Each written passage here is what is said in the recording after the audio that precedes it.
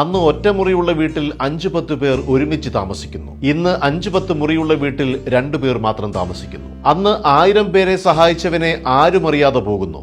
ഇന്ന് ഒരാളെ സഹായിച്ചവനെ 1000 പേരറിയുന്നു. അന്ന് അരച്ചാൺ വയറിനു വേണ്ടി നമ്മൾ കിലോമീറ്ററുകളോളം പോയി ജോലി ചെയ്യുന്നു. ഇന്ന് ഒരു ചാൺ വയറ് കുറയ്ക്കാനായി നമ്മൾ കിലോമീറ്ററുകളോളം നടക്കുന്നു. അന്ന് ജീവിക്കാനായി നമ്മൾ ഭക്ഷണം കഴിക്കുന്നു. ഇന്ന് ഭക്ഷണം കഴിക്കാനായി നമ്മൾ ജീവിക്കുന്നു.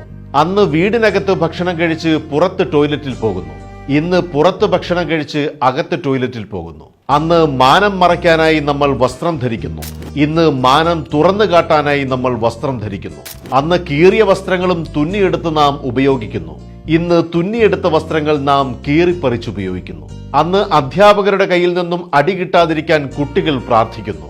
ഇന്ന് കുട്ടികളുടെ കയ്യിൽ നിന്ന് അടികിട്ടാതിരിക്കാൻ അധ്യാപകർ പ്രാർത്ഥിക്കുന്നു. നാം പിന്നിട്ട വഴികൾ ഒന്ന് തിരിഞ്ഞു നോക്കാൻ ആരോ എഴുതിയ അർത്ഥവത്തായ വരികൾ.